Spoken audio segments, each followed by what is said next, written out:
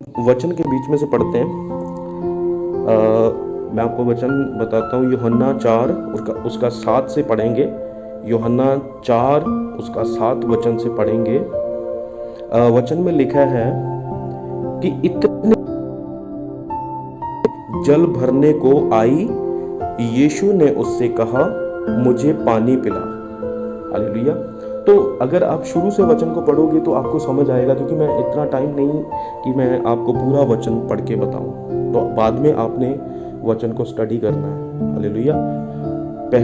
यूहन्ना की किताब से आपने 4 शुरू से पढ़ लेना है लास्ट तक, तो आपको वचन समझ आएगा। तो बाइबल में लिखा है कि एक औरत थी, जब प्रभु यीशु मसीह एक समय, मतलब कि प्रभु यीशु मसीह कहीं से आ रहे थे। जब प्रभु यीशु मसीह को रास्ते में वो थक गए, तो प्रभु यीशु मसीह ने क्या किया, वो एक कुएं के पास रुक गए और प्रभु यीशु मसीह वहाँ पर बैठ गए। और प्रभु यीशु मसीह को भूख लगी और प्रभु यीशु मसीह ने अपने चेलों को बोला कि तुम जाकर कुछ खाने का प्रबंध करो। तो वो चेले, उस समय प्रभु यीशु मसीह ने उसके साथ जितने चेले थे, 12 चेले थे, तो प्रभु यीशु मसीह ने उन 12 चेलों को सबको भेज दिया। ज्यादातर अगर हम परमेश्वर के वचन के बीच में से देखते हैं तो प्रभु यीशु मसीह कभी भी अकेले नहीं रहे हैं। जब परमेश्वर के चेले प्रभु यीशु मसीह के साथ होते थे तो कभी भी वो अकेले नहीं रहे। जब भी वो कहीं जाते थे तो अपने 3 चेलों को हमेशा अपने साथ रखते थे। हालेलुया। तो वचन के बीच में से जब हम देखते हैं तो वो 3 चेले कौन थे? पतरस, याकूब और यूहन्ना। तो ये जो 3 प्रथम चेले थे, जो वचन में और विश्वास में और नेचा में उनसे बाकी के 9 चेलों से, मतलब विश्वास में, नेचा में सबसे ज्यादा थे। हालेलुया। तो इस समय में क्या हुआ, जब आपने ये वचन तो पहले पढ़ा होगा, आपने वचन तो ये पहले सुना होगा, पर जो आज इसका मेन जो रेवलेशन जो परमेश्वर ने मुझे दिया, जो आज मैं आपको बताना चाहता हूँ, जो आज आप सुनने वाले हैं, आज सचमुच आप सेम नहीं रहोगे। आज के वचन को सुनने के बाद आप स्पीड पकड़ोगे। हालेलुया। आज के वचन को सुनने के बाद आप स्पीड पकड़ोगे, आत्मा में स्पीड पकड़ोगे। हालेलुया। तो आपको पता लगेगा कि परमेश्वर क्या चाहते हैं। और जब आप वचन को समझ लोगे ना अच्छे तरीके से, आज वचन के बीच में से अगर आपके पास कोई डिस्टर्बेंस हो रही है, अगर कोई इस समय आपको वचन सुनने में कोई दिक्कत हो रही है, तो जल्द ही आप उस दिक्कत को हटा दो। नहीं तो अगर आपने एक भी वर्ड मिस कर दिया तो आपको ये वचन पूरा समझ नहीं आएगा। हालेलुया। तो मैं शुरू करता हूँ। जिस तरह प्रभु यीशु मसीह उस समय उस कुएं के पास आए, तो प्रभु ने अपने चेलों को भेज दिया कुछ खाने का प्रबंध करने के लिए, और वो चेले चले गए। और जब चेले चले गए तो प्रभु यीशु मसीह वहां पर बैठकर सोचने लगे। आपको पता है कि परमेश्वर अकेले खुद प्लानिंग करते हैं, किसी को साथ नहीं लेते। परमेश्वर उस समय प्लानिंग कर रहे थे। जो वो औरत थी, जो उस समय वो आने वाली थी, तो परमेश्वर का वो प्लान था कि उस औरत को परमेश्वर ने इस्तेमाल करना था। हालेलुया। तो उस औरत को परमेश्वर ने इस्तेमाल करना था। जब वो औरत उस समय वहां पर पानी लेने को आई, अगर आप वचन में से पढ़ते हो तो प्रभु यीशु मसीह ने उससे पीने के लिए पानी मांगा। और जब उस औरत ने देखा कि ये तो यहूदी है और मैं सामरी हूँ, यहूदी जो उचली जात होती है और जो सामरी होते हैं वो सबसे निचली जात होती है, तो परमेश्वर ने क्या किया, उससे पानी मांगा। और पानी मांगते ही उस औरत ने बोला कि ये सही नहीं है कि तुम सामरियों से पानी मांगकर पियो। तो उस समय क्या हुआ, 8 आयत में लिखा है, क्योंकि उसके चेले तो नगर में भोजन मोल लेने को गए थे। और 9 आयत में लिखा है, उस सामरी स्त्री ने उनसे कहा कि तू यहूदी होकर मुझ सामरी स्त्री से पानी क्यों मांगता है, क्योंकि यहूदी सामरियों के साथ किसी प्रकार का व्यवहार नहीं रखते। हालेलुया। किसी भी तरह का व्यवहार नहीं रखते, क्योंकि वो उचली जात है। और वो जो प्रभु यीशु मसीह है वो फरीसी है, वो उचली जात है। जो सामरी औरत है वो निचली जात है। मतलब कि छोटी कैटेगरी। ओके, तो परमेश्वर ने इस कैटेगरी को, निचली और उचली जात को परमेश्वर ने खत्म किया आज अपने वचन के द्वारा। जो कहते हैं हम ये जात है, हम वो बात है, जो हमारा ये कल्चर है, हमारा ये नेचर, परमेश्वर ने वो सब चीजें खत्म की। परमेश्वर उसके पास छोटे होकर गए। उस समय परमेश्वर एक सांबरी बनकर परमेश्वर उसके पास, सांबरी औरत के पास चले गए। हालेलुया। आज जब आप लोग किसी को वचन प्रचार करने के लिए जाते हो, आप कहते हो, हम कई पास्टरों को देखते हैं, कई विश्वासियों को देखते हैं कि जब वो जाते हैं तो उनका एक अलग ही नेचर होता है, उनका एक अलग ही स्वभाव होता है, उनका एक अलग ही व्यक्तिगत जो रूप होता है। तो यहाँ पर हम अगर देखते हैं, परमेश्वर के वचन के बीच में से समझते हैं, तो उस औरत ने प्रभु यीशु मसीह को कहा कि तू उचली जात और मैं निचली, तो तुम्हारा हमारे साथ कोई वास्ता नहीं, हम आपसे कोई भी बातचीत नहीं करते आपसे, क्योंकि ये उस समय की बात हो रही है। उस समय में ये लोग जो यहूदी और सामरी होते थे, तो उनसे बात करना भी, उनको छूना भी, उनके पास से नजदीक जाना भी और उनसे लेकर कुछ खाना और पीना, ये उनकी शान के खिलाफ होता था। वो ये सोचते थे कि हम उनसे, क्योंकि वो सबसे ज्यादा छोटी जात है, हम उनसे लेकर नहीं खा सकते, नहीं पी सकते।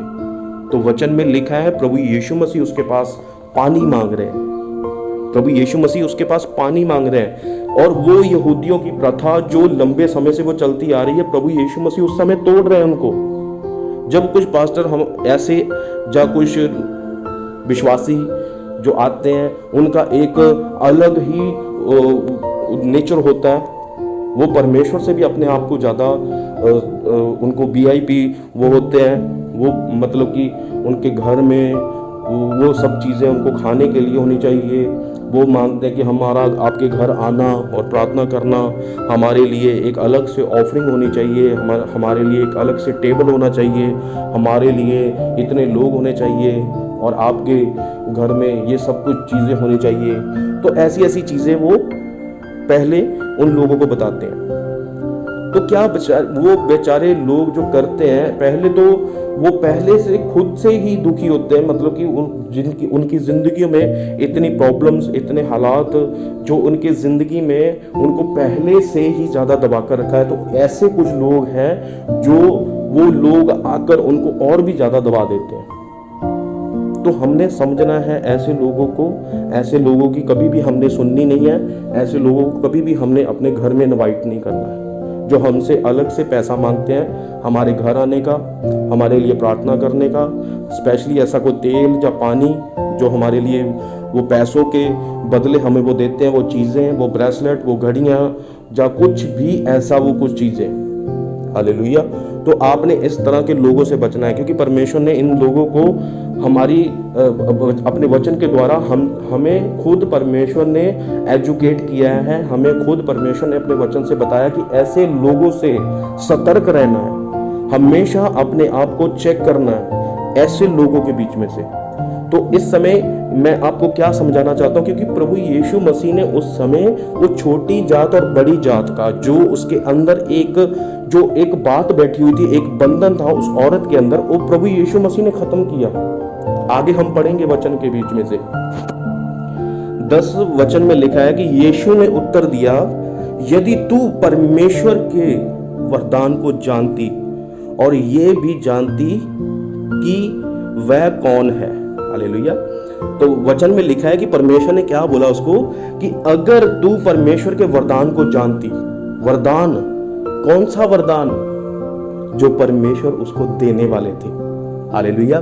उस औरत को परमेश्वर जो वरदान देने वाले थे, कौन सा वरदान? आगे आपको समझ आएगा वचन को, जब आप पूरी तरह पढ़ोगे समझोगे। तो परमेश्वर खुद, सबसे पहली बात, परमेश्वर खुद वहां पर कुएं पर आकर परमेश्वर ने अपने चेलों, खुद स्वयं इकट्ठे हो गए और वो चेले चले गए और परमेश्वर वहां पर उसकी वेट कर रहे हैं। आज उसी तरह परमेश्वर भी आपकी वेट कर रहा है। हालेलुया। आपने समझना है, परमेश्वर खुद आपकी वेट करते हैं आज। जो से जो तड़प रखते हैं, जो परमेश्वर के काम तड़प रखते हैं, जो परमेश्वर के वचन को पूरा करने की प्यास और तड़प और दिन तक सोचते हैं, हालेलुया, तो परमेश्वर आपकी वेट करते हैं। और यहाँ पर कहा है कि यीशु ने उत्तर दिया कि यदि तू परमेश्वर के वरदान को जानती, उनको परमेश्वर के वरदान को जो आज उसे मिलने वाला है ना, तो तू आज ये वो बातें ना करती, आज तेरे अंदर वो घमंड नहीं होता, तेरे अंदर वो छोटे बड़े का एक जो तेरे दिमाग में वो एक बंधन बंधा हुआ है, वो आज तू उस बंधन से आजाद होती। अगर तू मेरे वचन को पहले से समझती, आज उसी परमेश्वर में हमें कुछ भी पता नहीं होता। हम जैसे जो हमारे बाप दादा परदादा जो वैसे जो चलती जाती है वो रीत, उसी के हिसाब से हम चलते जाते हैं। पर यहाँ पर परमेश्वर कुछ अलग कर रहे हैं। आपने वचन तो पढ़ा होगा, पहले भी वचन पढ़ा होगा, पर इतनी गहराई जा रहे हो, इतनी गहराई से आपने उस वचन को नहीं समझा होगा। तो इसी कह रहे 10 आयत में, यीशु ने उत्तर दिया कि यदि तो परमेश्वर के वरदान को जानती और ये भी जानती है जो तुझ से कहता है मुझे पानी पिला, हालेलुया, वो कौन है जो तुझ से कह रहा है, तू जानती। परमेश्वर उसको क्या बताने की कोशिश कर रहे हैं कि वो परमेश्वर आज तेरे पास खुद तेरी प्यास को बुझाने आ रहा है। आज तेरी वो प्यास को बुझाकर आज वो तुझे तृप्त करने आया है, वो तुझे एक सोता बनाने आया है, आज वो तुझे इस्तेमाल करने आया है अपने कामों के लिए, अपने वचनों के लिए, अपने लोगों के लिए, अपने कुटुंब के लिए, अपनी जातियों के हर एक लोगों के पास अब तुझे भेजने के लिए, वो तैयार करने के लिए आज वो परमेश्वर तुझे आया है चुनने के लिए, तुझे वो वरदान देने, जो वरदान परमेश्वर ने तेरे लिए रखे हैं, आपके लिए रखे हैं, मेरे लिए रखे हैं, हालेलुया। तो आगे लिखा है, तो तू उससे मांगती और वह तुझे जीवन का जल देता, हालेलुया। परमेश्वर कहते हैं कि तू अगर उससे मांगती तो वो तुझे जीवन का जल देता। ये पानी तो पीकर तुम प्यास से तुम्हारी प्यास बुझ जाएगी, पर जो तुम्हारी आत्मिक प्यास है वो कभी नहीं बुझती। पर अगर तुम परमेश्वर से मांगो तो तुम्हें वो जीवन का जल मिलेगा जिसको पीकर तुम कभी भी प्यासी नहीं होती, हालेलुया। आगे 11 आयत में लिखा है, स्त्री ने उससे कहा, हे स्वामी, तेरे पास जल भरने को तो कुछ भी नहीं है और कुआं गहरा है, तो फिर वह जीवन का जल तेरे पास कहां से आएगा। आज प्रभु के पास आप जाते हो, आपको बताया जाता है कि आप विश्वास करो, आपकी प्रॉब्लम है, आपके जीवन में बहुत दुख है, बहुत तकलीफें हैं। आज बहुत से लोग जब इन प्रॉब्लमों में चलते हैं तो उनके पास परमेश्वर का वचन पहुंचता है, तो उनको बताया जाता है कि आप विश्वास करो, निश्चय करो, परमेश्वर को आप पुकारो। विश्वास रखोगे तो परमेश्वर आपकी जिंदगी में, आपके जीवन में कार्य करेंगे। पर वो कहते हैं नहीं, जिस तरह ये औरत कह रही है, ना तो तेरे पास पानी भरने के लिए कुछ है, ना तो पीने के लिए कुछ है, तू मुझसे मांग रहा है, तू मुझे बोल रहा है कि मैं तेरे को वो जीवन का जल दूंगा, तो कैसे तू देगा। आज यही हम सोचते हैं, हमारी प्रॉब्लमें, हमारा दुख, हमारी तकलीफें, हमारा बिजनेस, हमारी सोचें हमारा साथ छोड़ देती है। हम सुसाइड करने के लिए निकलते हैं, हम अपने आप को खत्म करने के लिए सोचते हैं, हम अपने जीवन में बहुत सी ऐसी गंदी बातें बोलना शुरू कर देते हैं। प्रभु में आकर भी और प्रभु में आने से पहले भी हम सोचते हैं कि ऐसा हो जाएगा, ऐसा हो जाएगा। पर परमेश्वर आपकी सोच से बढ़कर करने की सोचते हैं, वो उससे भी, आपकी सोच से भी बढ़कर आपके जीवन में करने की ताकत रखते हैं परमेश्वर, हालेलुया। तो उसी तरह ये औरत कह रही है, 12 आयत में लिखा है, क्या तू हमारे पिता याकूब से भी बड़ा हो गया, जिसने हमें ये कुआं दिया है, और आप ही अपने संतान और अपने पशुओं समेत उसमें से पिया। यीशु ने उसे उत्तर दिया कि जो कोई यह जल पिएगा वह फिर प्यासा हो जाएगा, हालेलुया। तो अगर आप संसार में चलोगे, संसारिक चीजों को प्राप्त भी कर लोगे, आपके पास पैसा भी आ जाएगा, धन दौलत भी आ जाएगी, आपका रुतबा भी बन जाएगा, आप फेमस भी हो जाओगे, आपके पास हर एक, आप फिर भी वो आपको बचा नहीं सकती। हालेलुया। क्या परमेश्वर बोल रहे हैं यहाँ पे? आप फिर भी उसको पाकर कभी भी आपकी प्यास नहीं बुझेगी। अगर पहले आपके पास साइकिल है, अगर आप साइकिल है तो आप सोचते हो कि मेरे पास मोटरसाइकिल आ जाए या गाड़ी आ जाए, तो आप सोचते हो ना, उससे बड़ी लालसा रखते हो। तो जब आपके पास मोटरसाइकिल आ जाता है तो फिर आप सोचते हो कि आपके पास मोटरसाइकिल तो आ गया, फिर आप सोचते हो कि मेरे पास गाड़ी आ जाए, फिर गाड़ी आ जाती है, तो गाड़ी के बाद में फिर आपकी लालसा बढ़ती है, तो फिर आप सोचते हो कि मेरे पास प्लेन आ जाए, तो फिर प्लेन आ जाता है ना, तो आप प्लेन में सफर करते हो इधर उधर। तो सब कुछ आपकी जिंदगी में, क्योंकि वो मेरा बताने का मतलब मकसद क्या है इस वचन के बीच में से जो परमेश्वर हमसे बात कर रहे हैं, कि हमारी जो लालसा है ना वो बढ़ती जाती है, वो कम नहीं होती, हम बढ़ते जाते हैं, हम उससे भी ज्यादा वो चीजें रखने की, वो मांगने की, वो हमारे अंदर वो चीजें चलती जाती है, हम कभी भी तृप्त नहीं होते। जिस तरह इस औरत ने बोला, इसको परमेश्वर ने बोला कि अगर तेरे को वो सब संसारिक चीजें मिल भी जाए तब भी तू तृप्त नहीं हो सकती, तब भी वो तुझे बचा नहीं सकती। बचाना किसने है? जो परमेश्वर का वचन है, जो परमेश्वर के दान और वरदान, जो आत्मिक चीजें हैं, आत्मिक, परमेश्वर यहां पर आत्मिक चीजों की बात कर रहे हैं। और आज तक आपने जितने भी संडे और आपने वीरवार को और संडे को वचन सुना है, आज तक मैं बताना चाहता हूं, आपने क्रैम चर्च में वचन सुना तो है, पर कभी भी आपको आशीषों के ऊपर, कभी भी आपको ब्लेसिंग्स के ऊपर कभी भी वो वचन नहीं प्रचार किया गया।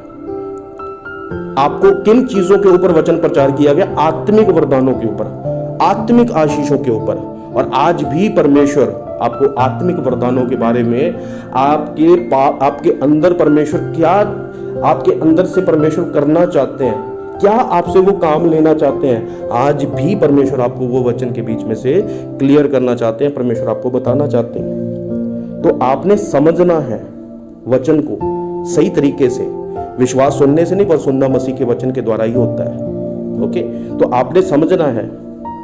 तो यहां पर परमेश्वर कहते हैं, जो कोई ये जल पिएगा, जो कोई भी ये जल पिएगा वह फिर प्यासा होगा। जो अगर कोई आपके बीच में कोई भी परमेश्वर के वचन को जान चुका है, बपतिस्मा ले चुका है, प्रभु की सेवा करनी शुरू कर चुका है, पर वो लालच में फंस गया है, तो ये पानी पीकर वो कभी भी तृप्त नहीं हो सकता। आपको ये चीजें, संसारिक चीजें बचा नहीं सकती है। आप फिर प्यासे हो जाओगे, आपकी प्यास कभी बुझेगी नहीं, खत्म नहीं होगी, वो बढ़ती जाएगी, बढ़ती जाएगी। लालच जो है वो बढ़ता ही जाएगा, बढ़ता ही जाएगा, वो कभी कम नहीं होता। अगर आप करोड़पति बन गए, अगर आपके पास आप लखपति बन गए, तो आप सोचोगे कि मैं और कैसे बिजनेस को बढ़ाऊं, और कैसे कैसे नए नए और रास्ते मैं निकालूं, और अपने बिजनेस को कैसे बढ़ाऊं कि और मेरे पास पैसा आए। जब फिर पैसा आता है, फिर और पैसे के बारे में सोचते हो, फिर और। ये कभी भी चेन खत्म नहीं होती, ये बढ़ती जाती है। लालच जो है वो बढ़ता ही जाता है। तो परमेश्वर यहां पर लालच की बात कर रहे हैं। किसके लालच की? जो आज इस सदी में, इस सीजन में जो लालच चल रहा है, उस समय में भी लालच था, तो आज भी वही लालच है जो काम कर रहा है। तो समझना है वचन के बीच में से।